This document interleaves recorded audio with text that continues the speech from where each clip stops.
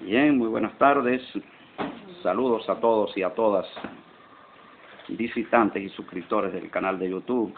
En esta tarde de hoy, reunidos con la iglesia remanente de Dios, el pueblo santo de Dios acá en la tierra, que se prepara para vivir bajo las leyes, bajo los mandamientos de Dios.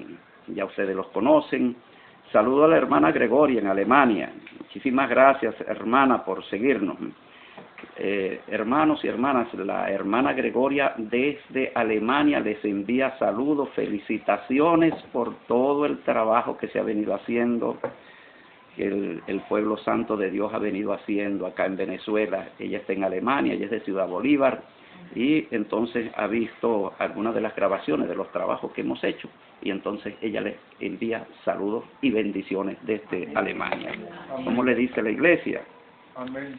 Amén. Amén. Ok, bien, ya ustedes conocen, la vez pasada fuimos presentando la hermana Serami, que tenemos la hermana Serami, la hermana Berta, profetisa del Señor, mujer espiritual, el hermano Claudio, allá lo tenemos, el hermano Claudio, un varón de Dios, un joven, acá, Junior. Amén. Bueno, Junior, un hombre de Dios que está buscando bastante, aprendiendo de Dios, y aquí tenemos nuestra hermana Írida. Hermana Írida es una varona del Señor que le gusta investigar, le gusta estudiar profundamente la palabra de Dios. Bueno, entonces ya estamos preparados para el estudio de hoy, que lo vamos a compartir el día de mañana, lunes. Se titula El Reino de Dios, el tema central del Nuevo Pacto, del Nuevo Testamento, así llamado. Y vamos a empezar primeramente con unas palabras de oración breves. Bendito eres, oh Dios Padre Celestial, pedimos tu dirección, Señor, tu ayuda, que pongas palabras en mis labios, Señor, me utilice como tu megáfono, como tu micrófono, para que estas palabras puedan llegar también a todo el pueblo de Venezuela, al pueblo que se denomina cristiano, pero que no vive bajo los mandamientos de Dios, que no guarda el sábado, que llegue a todo ese pueblo este trabajo y pueda despertar la conciencia, la sensibilidad, el deseo y la necesidad de cambiar, de acomodar su vida a los mandamientos de Dios, a su gobierno. Amén. Amén. Bueno, vamos a buscar rápidamente en Mateo capítulo 10, verso 7. Hay que ser una voz que lo lea, pero de manera perfecta. Capítulo 10, verso 7. Vamos a ver, ¿quién lo tiene por allí? Capítulo 10, verso 7.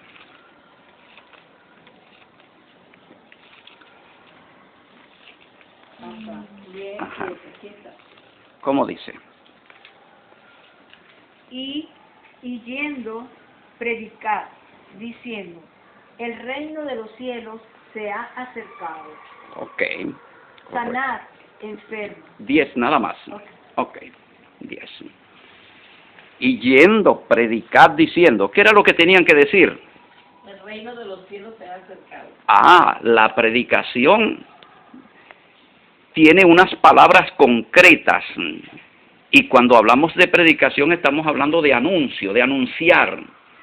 Entonces, el anuncio que es encargado por Jesús, en hebreo Yeshua, él encarga a sus discípulos unas palabras que son las que ellos van a ir anunciando por los pueblos y aldeas. El reino de los cielos se ha acercado. Luego vamos a ir a Mateo capítulo 13, verso 19. ¿Cómo dice? El 13, 19. Y vamos a ir. Cuando alguno oye la palabra del reino y la entiende, viene. No, y no le entiende. No le entiende, viene el malo. Solamente el 13. Ajá, viene el malo. Ajá. Y arrebata. Ok, el 13. Cuando alguno oye la palabra de qué? Del reino. Del reino.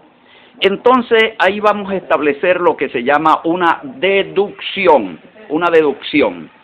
Si ellos les fue comisionado que anunciaran el reino de los cielos, ellos estaban anunciando la palabra de Dios. No, porque cuando alguno oye la palabra ¿de qué? Del reino. Del reino. Y ellos estaban anunciando ¿qué? ¿Qué los mandó a anunciar Jesús? El reino. Entonces, cuando ellos anunciaban el reino, ellos llevaban la palabra ¿de qué? Del reino. ¿Correcto? ¿Y qué era lo que oían las personas? ¿Qué palabra oían las personas? La palabra del reino. Era lo que oían las personas.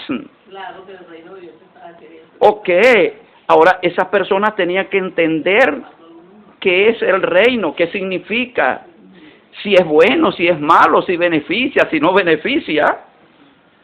Entonces Jesucristo los envía a predicar el reino. Ellos predican la palabra del reino y las personas escuchaban la palabra del reino. Quiere decir que el tema central era el reino, era el tema central. Y entonces nos vamos a Lucas 4:43. Ajá. Dice así. Lucas 4:43. Pero él le dijo, es necesario que también a otras ciudades anuncia el evangelio del reino Ok. de Dios. Pero es necesario que en otras ciudades anuncie El evangelio del reino. el evangelio del reino. O sea, el reino tiene ¿un qué? Evangelio. Un evangelio. El reino tiene un evangelio. O el reino es un evangelio. Ahora, el reino es un evangelio. Vamos a ver. ¿Qué significa la palabra evangelio? Evangelio, para mí, es lo que estoy entendido, es la palabra de Dios. No. La traducción de la palabra evangelio. ¿Cómo se traduce la palabra evangelio? ¿Qué significa? La palabra evangelio es una palabra del idioma griego, pero si la traducimos al español, ¿qué significa? Hermana Berta, ¿qué significa evangelio? Las buenas nuevas. Buenas nuevas, o sea, buenas noticias. Entonces son las buenas noticias del reino. O sea que el reino es una buena noticia. El reino es una buena noticia. Ellos salieron a anunciar al reino. Cuando ellos anunciaban el reino, ¿qué estaban anunciando? Una buena noticia. Cuando ellos estaban anunciando el reino, estaban anunciando una buena noticia. O sea que significa que el reino es evangelio. El reino es evangelio. El reino es Buena noticia. evangelio. El reino es evangelio. O sea, el reino es buena noticia. Ahora, cuando yo no conozco el reino, no puedo dar la buena noticia. No la puedo dar. El mundo está sin la buena noticia. Caracas no sabe la buena noticia porque no conoce. El evangelio. No conoce el reino, porque la buena noticia es el reino. Vámonos ahora a Mateo 6:33. Aquí nos presenta el reino como una prioridad. Una prioridad. ¿Qué quiere decir una prioridad? Lo principal, primero. Lo más urgente. Vamos a ver, lectura clara. La leo. ¿Cómo dice? Dice, mas buscad primeramente el reino de Dios y su justicia. Mas buscad primeramente el reino de Dios y su justicia. Cuando usted lee el texto completo, el capítulo completo, usted ve que viene hablando primeramente de la comida, del vestido, y dice, los gentiles buscan todas estas cosas, mas ustedes no actúen como los gentiles. 33. Mateo 6:33. Entonces él dice, ustedes no se comporten como los gentiles porque los gentiles buscan primero la comida y el vestido. Ustedes no lo hagan así. Ustedes busquen primero ¿qué? El reino. Busquen el reino. De Dios. Primero el reino y después la comida. Primero el reino y después el vestido. Un momentico, pero no me sirve Jesús, porque si el reino es entre 1000 años, entonces yo voy a buscar el desayuno entre 1000 años, no me sirve. Entonces no puede ser el reino algo futuro. ¿Por qué no puede ser algo futuro? porque hay que buscarlo primero que el desayuno. Hay que buscarlo primero que el vestido. Si es futuro no lo puedo buscar primero que el desayuno porque ya estaría yo muerto. ¿Correcto? Entonces el reino tiene que ser algo inmediato, algo presente, algo que se puede encontrar antes que el almuerzo, antes que la cena. Esa es la conclusión. Vamos descubriendo cosas. Y decía, pero bueno, vamos a ver, ¿en qué consiste este reino entonces? ¿Cómo es este asunto? Bueno, vamos a ir a Hechos 1:3. Rápidamente, Hechos 1:3. ¿Vamos comprendiendo o no vamos comprendiendo? Ok, está bien. Como dice Hechos 1:3. Si alguien le puede dar lectura. 1:3. Sí, 1:3. Bueno, lo leo. A quienes también después de haber padecido, se presentó vivo, con muchas pruebas indubitables, apareciéndoseles durante 40 días y hablándoles acerca del reino de Dios. Ok, mire, cuando Jesús resucita, se levanta entre los muertos, pasa 40 días con sus discípulos. Cuando una persona sabe que va a partir, que se va a ir y que no va a regresar en mucho tiempo, ¿qué es lo que más le importa? ¿Las cosas más inmediatas, más urgentes o lo menos interesante? Lo más interesante, ¿verdad? Lo más importante. Ahora aquí dice que durante sus últimos 40 días sobre la tierra tocó un solo tema.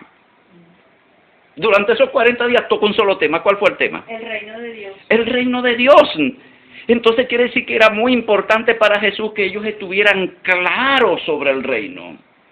Fueron 40 días mostrándole cómo sería el reino. ¿Qué cita era esa?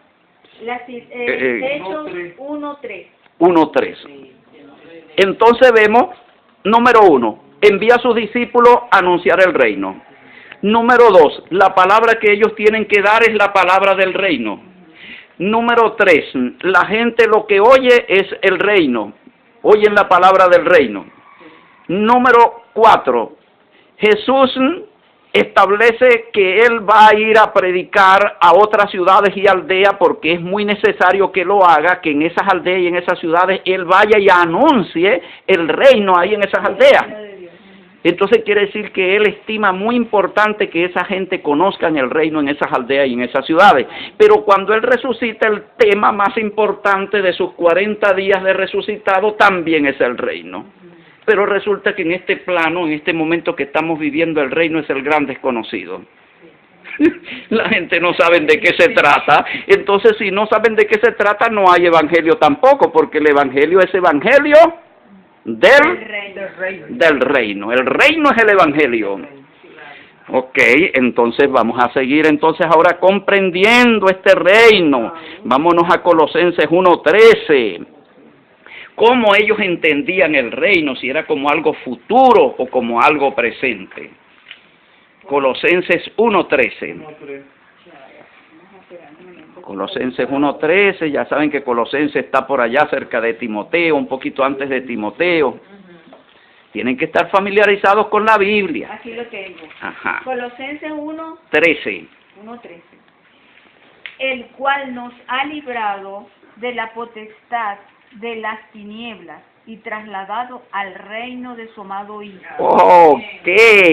Ahora mire lo que dice trasladado. Nos ha trasladado. ¿A quién ha trasladado? Ha trasladado a Pablo, a Timoteo, a Tito, a Pedro, a Bernabé, a todos. Todos estaban trasladados. ¿A dónde?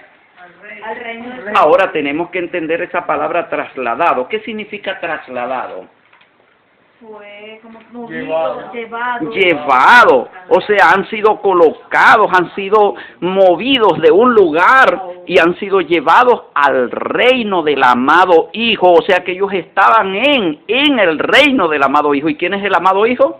Jesús. Cristo, o sea, estaban en el reino de Cristo. Y fueron librados. Ahora dice trasladado, vamos a utilizar esa palabra en 3 tiempos, presente, pasado, futuro. Trasladado, tiempo pasado, porque ya ocurrió.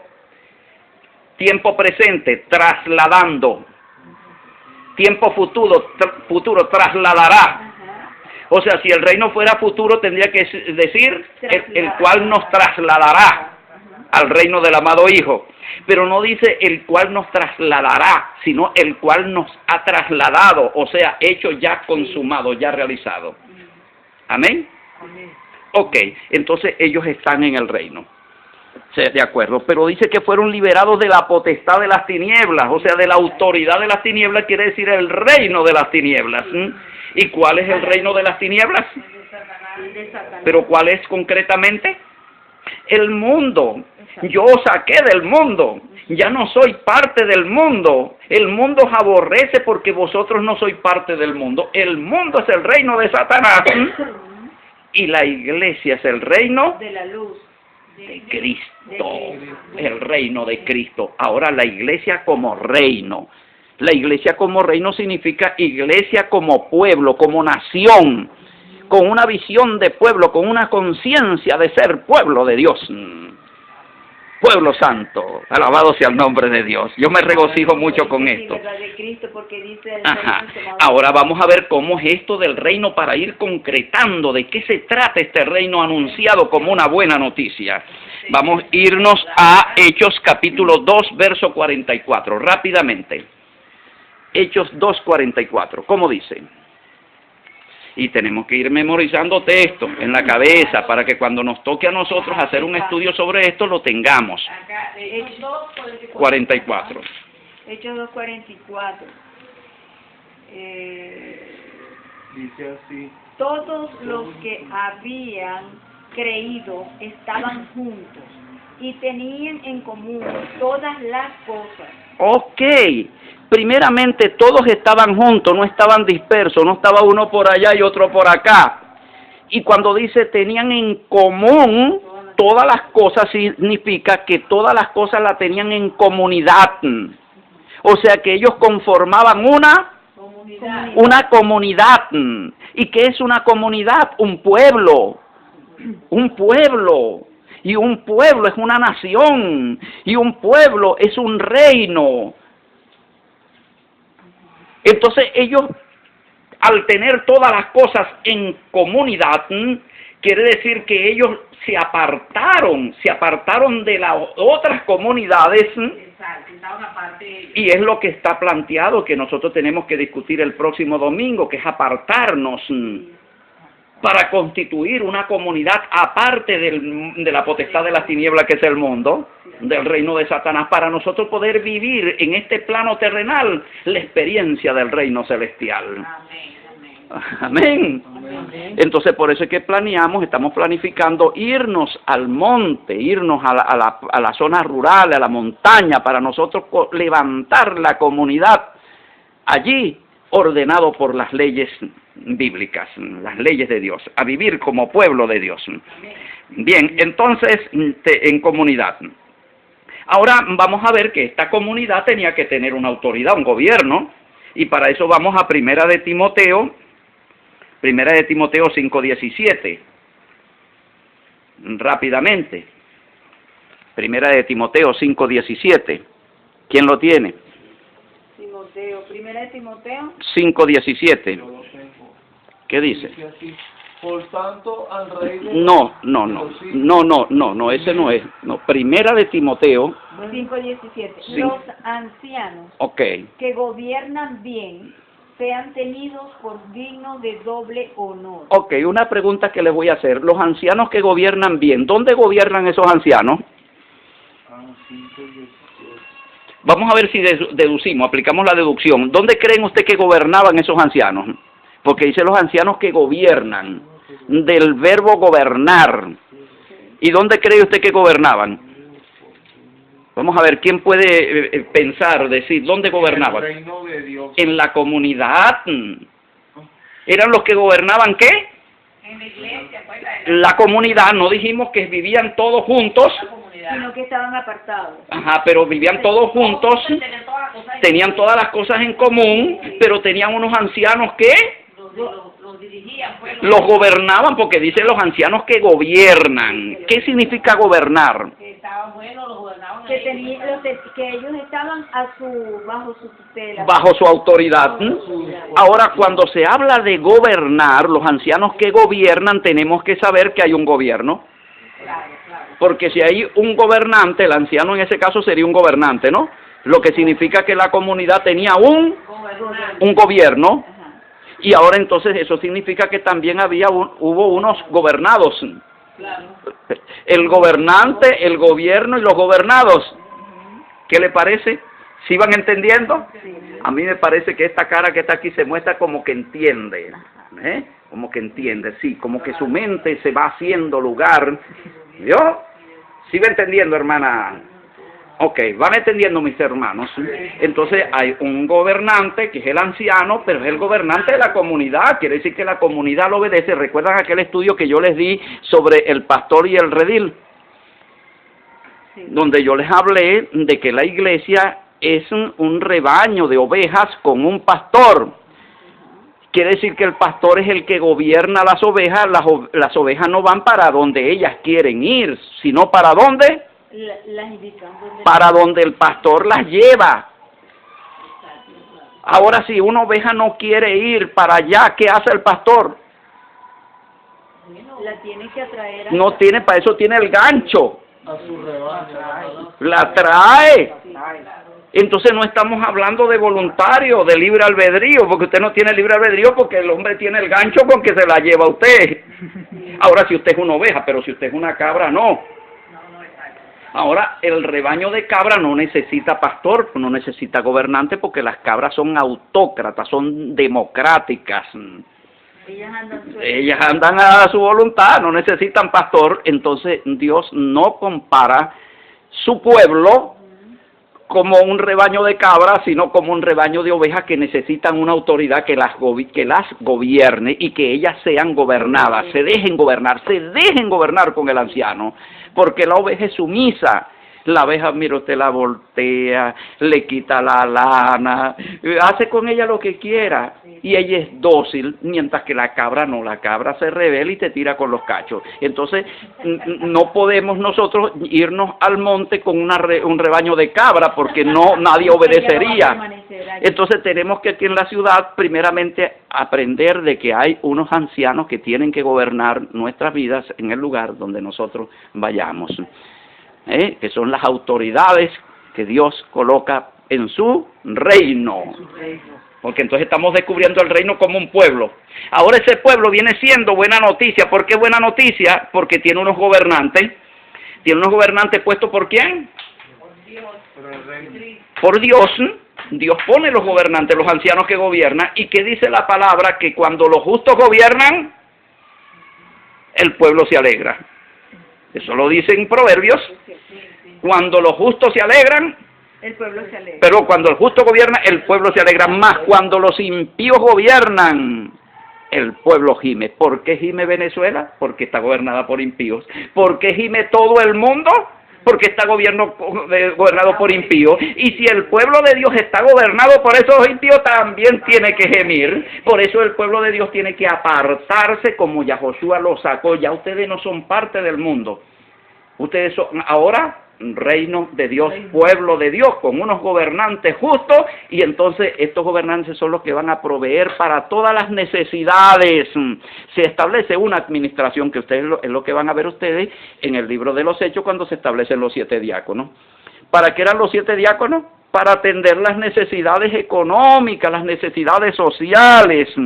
Eso lo podemos ver en Hechos capítulo 6, 1 al 13. Rapidito. Así, en aquellos días, como creciera el número de los discípulos, hubo murmuración de los griegos contra los hebreos, de que la viuda de aquello era desatendida en la distribución diaria. Vamos al 13. Buscar pues... 6 al 13, 6 al 13. Continúe. 6 al 13. Ajá. Tendía la distribución. Ajá. Entonces las 12 convocaron a la multitud de los discípulos. Dijeron, no es justo que nosotros dejemos la palabra de Dios para servir a la mesa. Busca pues, hermano, entre vosotros a 7 varones de buen testimonio, llenos del Espíritu Santo y de sabiduría, a quienes encarguemos de este trabajo. Ok, hasta allí, vamos a dejarlo hasta allí. A quienes encarguemos de este trabajo. El trabajo de servir en las mesas significa el trabajo de ocuparse de las necesidades materiales de la comunidad. Ahora tenían que ser varones de buen testimonio y llenos del Espíritu Santo para poder atender las necesidades sociales y económicas de la comunidad, o sea, la distribución de las bolsas de comida y de todo aquello, ¿comprende? ¿Por qué? Porque si no se presentaba el bachaquerismo dentro de la comunidad. ¿Comprende? Y la corrupción. La corrupción, ¿por qué? Porque están poniendo impíos a administrar las cosas que son de todo. Ese es el error que tiene el mundo, que el mundo pone los más ladrones, los más impíos a administrar los recursos. ¿Vio? Y por eso es que el pueblo gime, porque no llega a la bolsa de clan, no llega a la cosa. Y va a tener a otros lugares, a otros mercados, y entonces las venden allá. Entonces, Dios sabe, por eso es que Dios quiere salvar al pueblo de toda esa corrupción, de todas esas cosas, apartándolo, construyendo un pueblo aparte. Bendito sea el nombre de Dios. Ahora, bueno, tenemos entonces la organización del pueblo en cuanto a sus necesidades sociales y económicas, atendida por una administración designada por Dios dentro de la comunidad, dentro del reino. O sea, los que salían del modelo llamado el mundo y entraban allí, entonces empezaban a participar de todas esas bendiciones. Tenemos que saber que mucha gente seguía a Jesucristo por necesidad, por comerse un pan, un pedacito. Había mucha hambre, mucha miseria, mucha marginalidad, y por eso el reino era buena noticia para todos ellos. ¿Por qué? Porque como tenían toda la bolsa, todos los recursos, los tenían en común, alcanzaba para todo.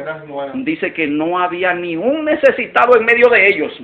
Porque todos tenían las cosas iguales. Ok, porque se las repartían por igual. Había igualdad en la repartición para que se cumpliese aquello que ocurrió en el desierto. El que recogió mucho no le sobró, y el que recogió poco tampoco le faltó. Es la forma como Dios concibe un pueblo en bendición, en bendición. Ahora, bueno, seguimos.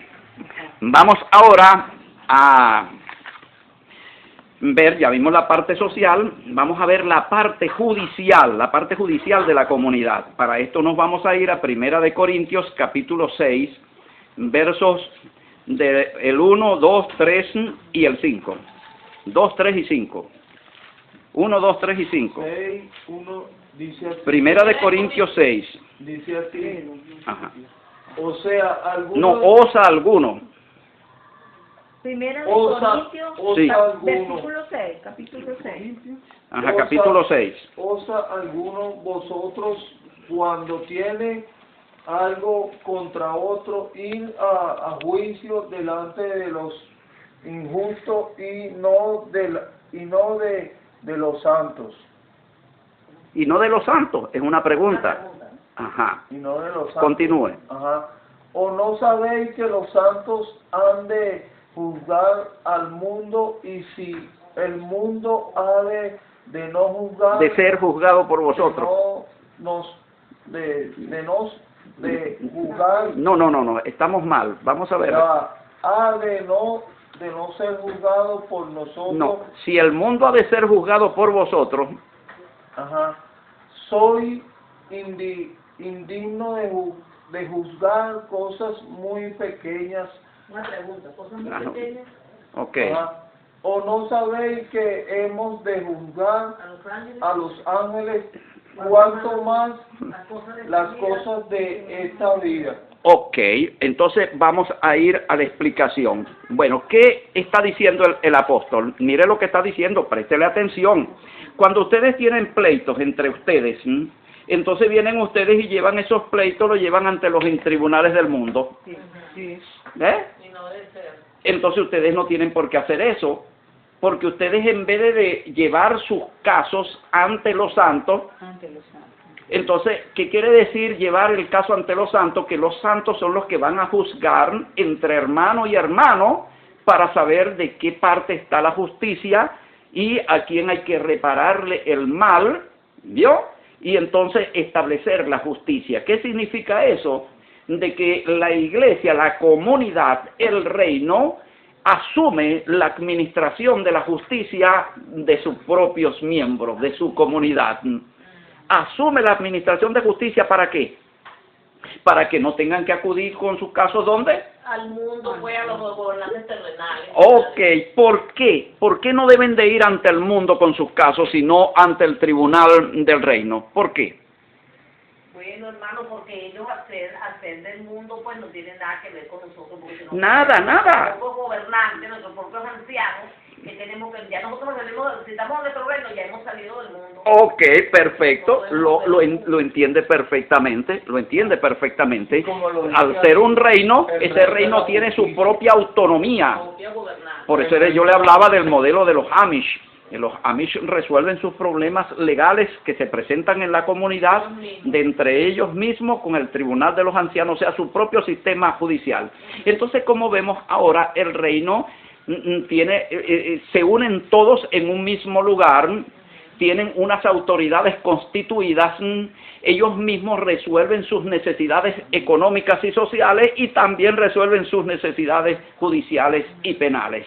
Entonces estamos viendo un reino, un pueblo constituido, y que es buena noticia.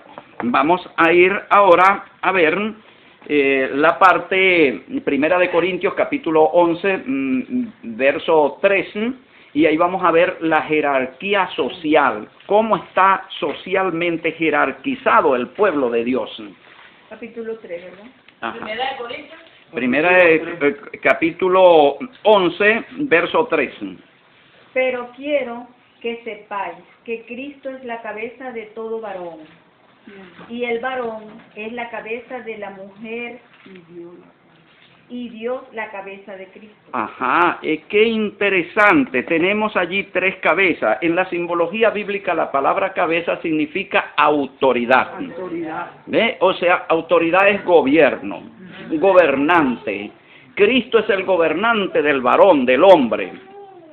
El hombre es el gobernante sobre la mujer. La mujer es la gobernada y el hombre es el gobernante. Y Dios es el gobernante sobre Cristo. Cristo es el gobernado por Dios y Dios es el gobernante sobre Cristo. Eso se llama orden jerárquico. Entonces hay un orden jerárquico dentro de la comunidad del reino de Dios. Ahora, someterse a ese modelo, someterse a esa autoridad significa cumplir la voluntad de Dios. Mi padre, mi madre y mis hermanos son los que hacen la voluntad de Dios. Pues esa es la voluntad de que el hombre y la mujer se sometan a este modelo, a esta jerarquía. Entonces aquí tenemos ahora la jerarquía social. Y vamos a ver Primera de Pedro, capítulo 3, verso 1 al 5.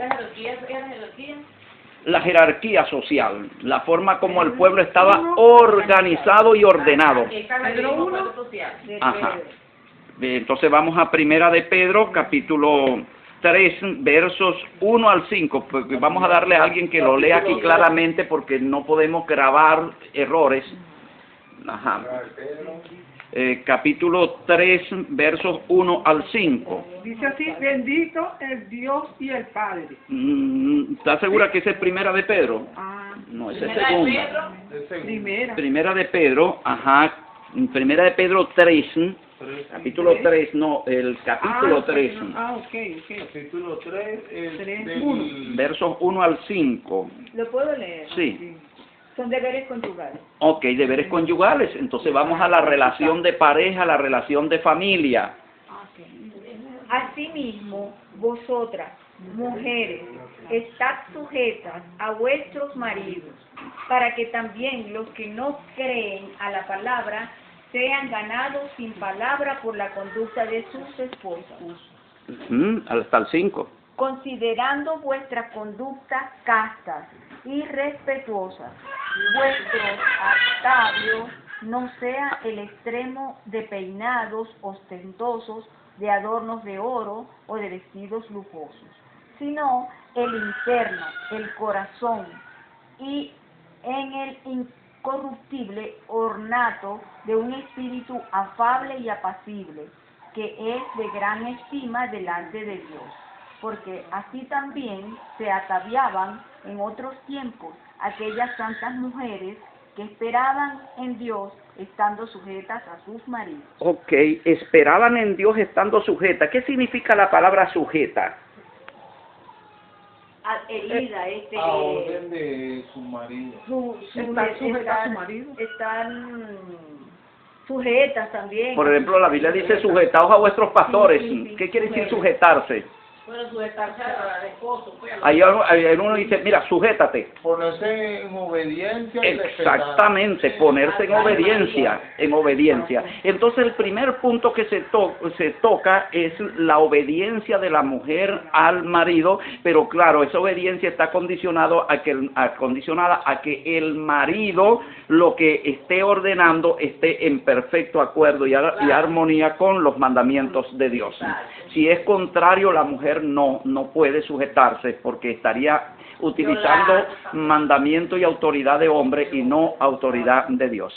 Ahora, las mujeres deben de ser respetuosas a sus maridos, también lo aclara, segundo punto, primero sujeción, segundo respeto, que quiere decir reverencia al marido. Y ahí es donde hablábamos aquello de muchas mujeres, ¿no? Tú eres un ridículo. Uy, es que te voy a espernancar una... Cállate la jeta.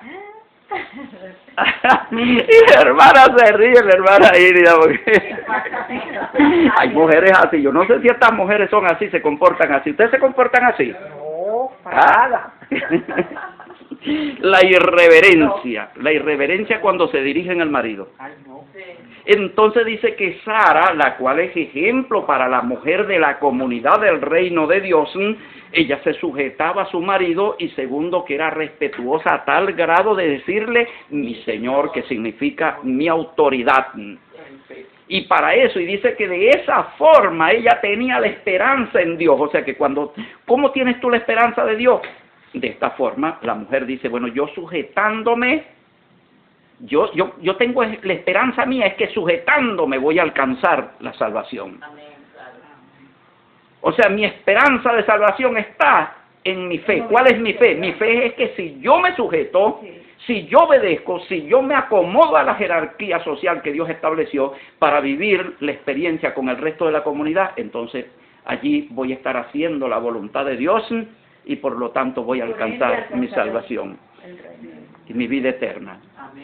Entonces el reino es el pueblo y el pueblo es buena noticia en cuanto a todo esto que estamos viendo. Vamos a ver un poco sobre las modas. Atención las mujeres. Ya, oye, pero el hermano sí se mete con las mujeres, ¿no? Y que eso tiene que ver también con los hombres. Vamos a ver, porque estamos hablando de modas también. Entonces vamos a ir a Primera de Timoteo 2:9. Los requisitos de la moda, porque la moda también en la comunidad tiene su propia cultura, es el reino de Dios que se diferencia, es un contrato con el reino de Satanás. El reino de Satanás también tiene sus modas. Entonces tenemos que saber si hoy día las personas que se llaman cristianos y cristianas tienen la moda del reino de Dios o las modas del reino de Satanás. Entonces, Primera de Timoteo 2:9, ¿cómo dice? Así mismo que las mujeres se atavíen de ropa decorosa, con pudor y modestia, no con peinados ostentosos, ni oro ni perlas, ni vestidos costosos. Ok, entonces características de la moda de la comunidad del reino de Dios. ¿Cuáles son? Primeramente, pudor, modestia, no ostentación, ¿no? Ahora nosotros tenemos que conocer el idioma español para poder entender cada una de estas palabras, su significado. La palabra pudor, ¿qué significa pudor? Pudor es una persona que tiene el humor fuerte. No. Una persona que tiene mucho, que es pudorosa, que En las cosas, ¿no? No, tampoco. En las cosas que Es la persona que se cuida de no exhibir su cuerpo. Ok, la palabra pudor es sinónimo de vergüenza. Ajá. Entonces el vestido tiene que ser un vestido que signifique tener vergüenza. O sea que hay un vestido que no tiene vergüenza. Ese vestido que no tiene vergüenza, ¿cómo lo pudiéramos denominar? Sin vergüenza. El vestido con vergüenza, vestido con pudor. Ok, mire mi hermana Irida, el vestido con pudor es el vestido con vergüenza. Y el que no tiene el vestido sin pudor es el vestido sin vergüenza. Ahora, una mujer que utiliza el vestido con pudor es una mujer con vergüenza. Y la mujer que utiliza el vestido sin pudor es una mujer sin vergüenza, porque está utilizando algo que no tiene vergüenza. Le falta vergüenza. Unos cacheteros. Entonces ahí es donde nosotros vamos con el vestido en la playa, porque la gente dice, no, pero es que eso no es en todas partes. Eso no es en todas partes, ¿por qué?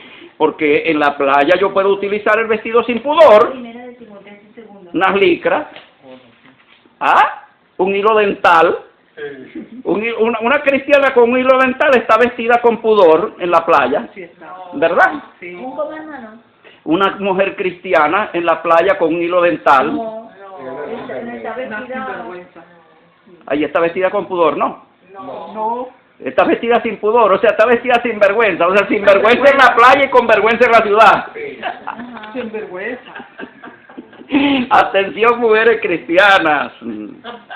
Los sábados y los domingos allá con la cremita y el aceite y la cosa y los glúteos brillantes. Sí, por ahí hay un... Discúlpeme, hermano, yo pensaba, disculpen el error, el pudor era cuando una persona tiene el humor fuerte. No. Bueno, bien, entonces, características del reino de Dios, las hemos visto en este estudio, pero vamos a continuar en una próxima oportunidad conociendo más ampliamente, más profundamente sobre este tema, el reino de Dios, que es el pueblo de Dios, la comunidad de Dios, y que significa buena noticia para todos los que quieran vivir una vida sana, una vida en santidad, una vida en espiritualidad, una vida en victoria. Y entonces ese reino está presente acá en este pueblo que está buscando la santidad, que está buscando la justicia divina. Y somos nosotros el pueblo de Dios, la comunidad de Dios, el resto ungido de Dios acá en la tierra, el remanente de Dios. Ahora eso lo conseguimos nosotros en Primera de Pedro capítulo 2 verso 9. Vosotros sois linaje escogido, real sacerdocio, pueblo adquirido por Dios,